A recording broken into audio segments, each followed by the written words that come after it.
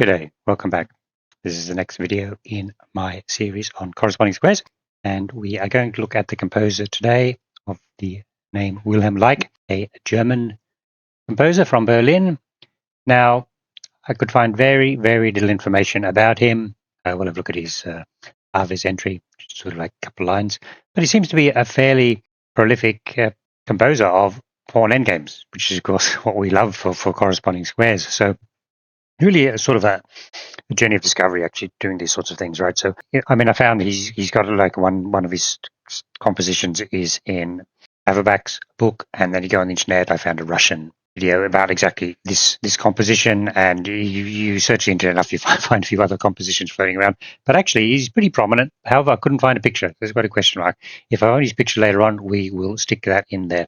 So what I'm going to look at today is sort of a warm-up position, and then that corresponding squares position there, and as we go along we'll find out some really sort of interesting things. This is a really interesting composition, by the way. It looks so simple, you know, it's a Fani Ave, it's just got a few pawns, all that sort of stuff, but there's a lot going on there, and I went down a rabbit hole looking at these things. Okay, so let's go to the capture screen. We might just quickly, as I said, go and look at Ave's entry. I mean, there it is. Outstanding problem composer who lived in Berlin and occasionally composed some endgame studies. It should be noted that the work of Dr. Leick, the creation of extensive series of theoretical endgames of pawns only. So I got to find that study somehow. Now, you'll notice here on Aves, there's three positions given. This one, which I've got a lineup of problems to do later. This one I've done some work on, and this is an amazing position too. So look forward to that. Only got 5 positions here. If you look at the entry on the index, which he's actually got 60 studies. So you can say 60 studies, right? They're only showing us 4 or 5 because obviously this guy's done a lot of work composing endgame studies. So anyway, I've got enough to work with. I've got 4 or 5 of them I found. So that will be good. Today we're doing 2 main ones. Okay, cool. Let's Aves. Let's get rid of that. And so this is the warm-up position I was talking about, but we'll go there in a second. First of all, we'll bring up the little map we've got. Let me run it. Let me put it where you can see it. So here's the European map, and it's putting the dots in sort of chronological order: Kling, Centurini, Dettina, Neustadt, Otten, Daedler, Bianchetti in Italy, Leick, just got put in there, Reti, Ebers, Grigoriev over in Russia, Sharon, Bar, Kerez, Sackman, Halberstadt, Averbach. That's about it. So once again, I like this map because that gives you a sense of the way it evolves through time, and also it's showing you, you know, basically if you draw a big circle around what were parts of the Holy Roman Empire, I guess you could say, then you will be getting a lot of these people doing compositions in the late 19th and 20th centuries, right? So, okay, that's good. Enough of that fun. Let's close that. And we go back to this, which is there's this funny little warm-up position, which, you know, I really looked at. I said, what's special about it? Of course, it reminds you straight away of Reti's, you know, 2 rabbits, you've got to chase two targets at the same time. And it's very similar, and it's got another angle to it as well. If you remember the Reti study, I mean, I've got that somewhere here. Let's go and find it. Reti with arrows. And you can see I put the arrows in. So the point was that by going the diagonal route, the blue marked arrows 1, 2, 3, 4, 5, White is able to get 2 extra tempo by combining threats to promote his own pawn to catch up to the black pawn. Okay, so that's the Reti study. And then so you look at this Leick one, just a warm position. As I said, no corresponding squares here. You can skip this bit if you're not so interested in it. It's actually the same idea, but you've got to think about what we're trying to achieve. We're trying to support our pawn. At the same time, we're trying to track that pawn down. Now, what I really loved about this is, you see I've loaded up this one here, very famous Lasker-Tarrasch game from St. Petersburg. If we go back a few moves, I've done this position a couple of times, that bishop e6 check, king g6, and then taking the bishop is the way to win. Okay? However, it's not what he did. So this position here looks totally winning. Tarrasch obviously thought it was totally winning. He played a5, but of course there's a drawing technique. Let's have a look at it. h4. So creating the double threat. Still looks, you know, what are you going to do? So we play king g4, going to pick that pawn, still winning position. But this is the trick. White gains 1 tempo. And if you remember this move, we are threatening to promote our pawn. Therefore, black has to take the pawn, and now the white king runs across. And because the white king's in a better position, he can draw that game. So Tarrasch was quite angry. He didn't beat Lasker in that position. So with that in mind, let's go back to this study and see how this one works out. Okay, so actually g4 and king e7 both a draw, but let's go with g4 for starters. Okay, so black obviously has to chase that pawn. You can actually chase it in different ways. I've shown a couple of lines. Let's do the king f4 line. So now white has to start. Look at this. You actually see that that is the same distance as that in terms of stopping the pawn. So he comes over threatening to protect his pawn. So black has to do something about that. Okay, so there's a couple of possibilities here. Let's say he pushes his own pawn. Now there's one more move to block, and then this is the end of the analysis, because now either white's pawn goes through or black takes it, and then now 1, 2, 3, 4, 5, 6. And you can see that black has wasted 2 moves to pick up the white pawn, and that gave the tempos which won. That's really good. I really like this sort of, mainly this move here, where after b5, king f6, it seems so counterintuitive, but actually that is the route to get back to this square, which is really funny. And if we go back to the starting position, we can see that king e7 also is a drawing move. So let's just play king e7 and see what happens in this case. Basically, it's the same. King f4 is one line. Let's do that. And basically, we just go pick up the pawn, so that's no good. So the actual line you're looking at is b5, b5, and now push the pawn, and this is basically transposing. Either both pawns go through, or we stop the pawn. As both pawns go through, we stop the pawn. We're back in the previous line. So as I say, that move there, I just love that, king f6. So that's one of Leick's compositions. So I thought it was quite interesting when I came across it. So let's now move to the main position. We'll save that.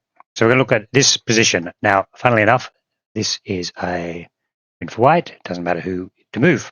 So the question is, what is going on there? There's only one winning move. What we'll do now is we will sort of written down what we're going to go through here. We'll do the simulation. We'll run my simulation, and we'll just try and get a bit of a sense of what's going on in this position. Okay, so let's put that over there. So let's go white to move, change it to white to move, and result is a draw. And you look at that, you say, well, actually, look at how bad the black position is. So we can start to look some understanding something. This is the key. It's sort of very key crossing point on the D file. Are you attacking on the queen side or the king side? So let's have a look at some obvious things here, right? So if we are on the C5 square, black must be blocking access to the queen side, right? If we're on B6, you've got to be on B8. If you're on A6, you've got to be on A8. And because obviously otherwise we're going to, once we get to the A7 square, we'll just pick up a pawn and win. So if you say with B6, B8, then you come back to C5, you've got to be on either C8 or B7. But if you come from that square, so you've got to be on C8 or B7. So the process would be B6, B8, C5, C8. But there's no square now, but it can't be just because of the moving to the king side. In fact, we've got this key square. Actually, this one here, which would be funny. Okay, so let's have a look what happens on the king side. If we move to E5, you'd be on E8. If you move to F6, you'd be on F8. It doesn't show, but if F5, when we take the pawn, you need to be on F7. So that all looks good. It looks as if we would be able to run across and cover. Go here, you go to C7, you go here, you go to E7. But actually what happens if we drop back here, and in fact, these two squares are the same thing, right? And obviously, let's ignore the square C6 for a moment. Black only draws if he's already chosen a side. And that's a really strange position, because in this position he's lost. Because what happens if he goes to C8, we'll duck across to the king side. And if he goes to E8, then we duck across to the queen side. That's how it works. But we'll go through that. And so it's really strange. And even you go back this far, I get a win. White to move wins in this position because he comes up to the D4 square. It's really quite amazing. So we'll go through some lines. Okay, cool. Let me close the simulator and we'll actually have a look at what's going on there in more detail. Got this position here. What we're going to do is going to try all the possible lines that we showed in that previous position. Let's say we duck to the queen side. Okay, so we have ducked to the queen side. Say we continue to the queen side. That's one way of blocking it. Go to B5, block it that way. Although actually that's not really necessary in this way. One more line, trying to sort of mess him up. Actually, then he moves to both those moves. Okay, so from the starting position, if we go to the queen side, we don't win. Let's go to the king side, see what happens. We need to block. Okay, now this is interesting. So let's take the pawn. That's the logical thing to do. Now we block. And with the opposition, you can see we block. If white has to advance his pawn, then we've got the standard position here where we're blocked. White can't make any progress. Stalemate or give up f pawn.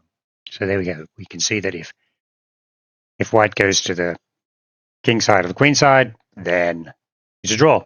Now I've thrown in c4 as well. Let's see what happens if we go to c4 before we get into the main position. Go to c4, and once again, chosen the queen side. We chose the queen side, and now it's over. If white continues to go to the queen side, it's still a draw. So you think the tricky thing here is, well, let's go back. Now what happens? Now you see the key problem. As long as when white takes this pawn, you take this pawn, the position is a draw. So as long as you in this sort of when you saw the simulator earlier, get it back up. You can see why in this position, obviously, ignore those ones where the black king's on the king side. On the queen side, if black's on b7, b6, b5, or b4, you'll be able to take the d6 pawn when white takes the f5 pawn. Okay, so points. Once white's made the choice is made. Yeah, and then so let's have a look at what the final choice is. You can't go to that square. That's fine.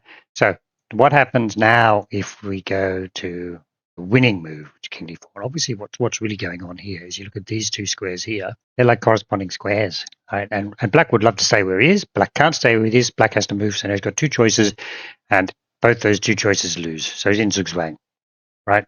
Okay. If he goes to the queen side, we go to the king side. As I said, you need to be on these squares to be able to grab the white pawn quickly enough. I mean, logical thing. If you go back to the king side, you're going to lose because white ends up with the opposition in this position. And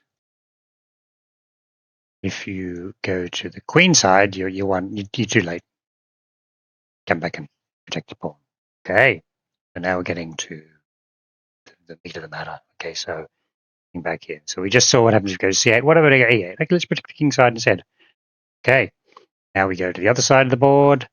And there's no point going back because we're going to get to this square. So you have to stay on the king side. Now we advance, and you can see this is I haven't coded this up, but what's black going to do? Counterattack. Going to be too slow. I mean, obviously that's too slow. Okay, so that's the outcome of that. And see if we've covered all these things. So just sort of showing what happens. So you play back to d4. I did actually want to say, we didn't cover this line.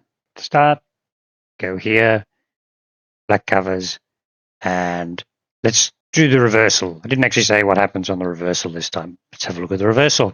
Black counterattack. This time it works because you've got an extra tempo, right? If we go king e5, well, we'll just sort of repeat, so that's no good. So let's say many moves draw if he does that, right? So let's say go to king side. We go to king side, and we go back to the middle. Right? Now we have to stay and counterattack. Same idea, right? Let's do the logical thing here and attack. Then that actually picks up the d pawn, and white is lucky to draw. So there's a very sneaky move here, king to c4. And now black cannot move to e6 because now we go c5, and we're back to that winning line because it takes black too long to counterattack the pawn, and we're not going to be able to cover this square, and black will lose on the queen side. So we have this really sneaky thing where we go to g6. And black has that one tempo enough. Got a line coded up here. Attack, attack, attack, attack. This is a draw. However, I'm going to say we're going to come back to this position. This position is a draw with king g3, but this is going to be the bonus position because king g3 is the only drawing move. I was kind of staggered when I saw that. So we'll come back to this position, bonus position 3. So all I want to say is this idea that was quite a tricky maneuver.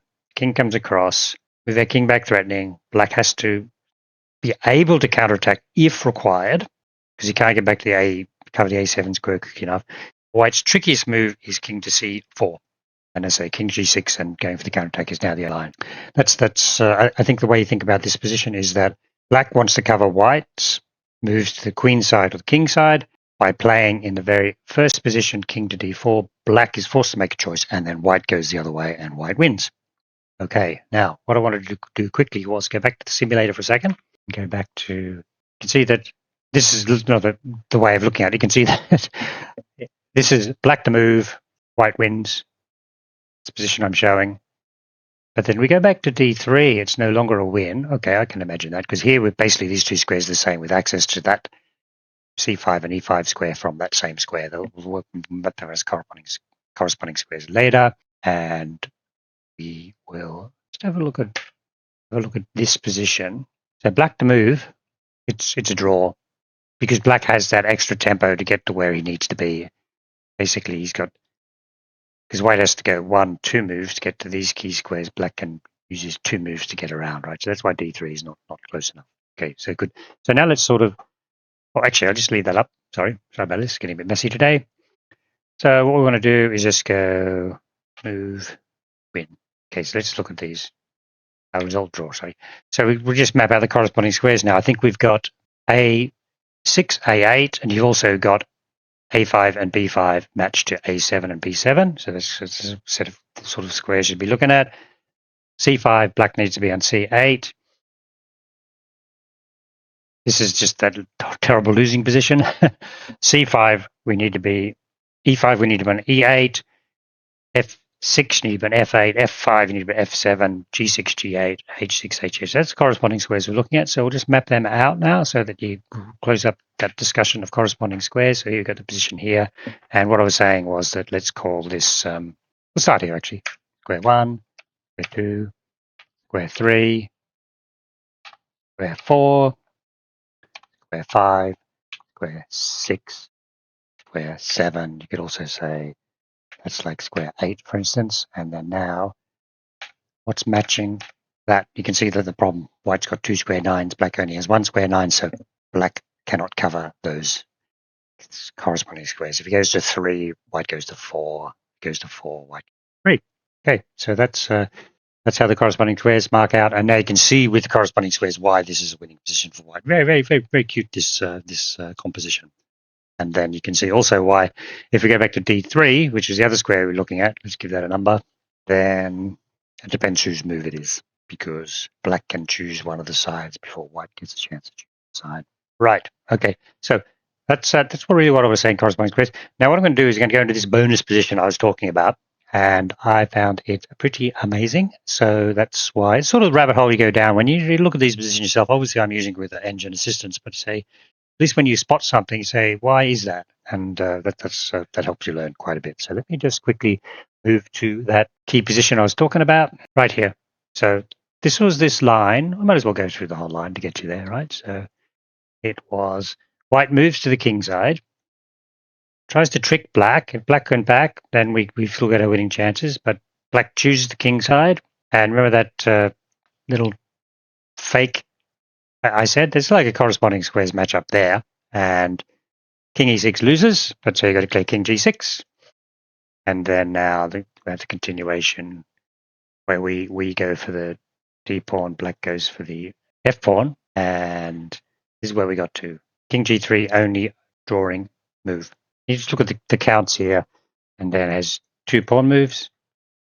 Black has to move away, and then 1, 2, 3, 4. So you can see why it's a very tight run thing here, because allows black to move, black's 2 moves down, but he does have a bishop pawn, which is the one you want to be able to get a draw out of the position. Let's see how this pans out. So let's do I've cut up all these, a whole bunch of lines. Let's do king g3 first, which is the drawing line, and see how that draws. It makes kind of sense. You're better off in these queen versus bishop pawn endgame to have your king supporting your pawn and towards the corner.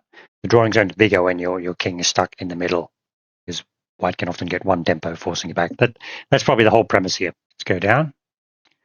White wants to queen. You can see that the white king is just too far away. This is a draw. Even if, go back here, that would have been better. And I think this kind of summarizes the position. We've got the white king on e6 in all these lines, and then where's your drawing zone? So let's just go through that again with the king to g3 line. Pawn, pawn advance, queen, pawn advance. And then, you can have a check, and you bring a king back, and because the king is in the corner relative to the bishop pawn, we have the drawing zone, which looks like, let me just quickly draw this up. So white king is outside the drawing zone, reasonably comfortably, actually. Okay, so let's now have a look at same position with the king to f3 line. King to f3 looks a bit silly, but you can still potentially go into the corner. That's the position we're talking about. Now this is losing. Let's have a look. King e6, fine. We want to bring your king back on. You're on the 6th rank.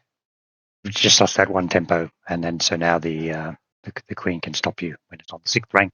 Move your queen around. Let's just do a few extra moves. You do it in a very bland way. You actually get back into the. The choice here is you go there, check, go in front.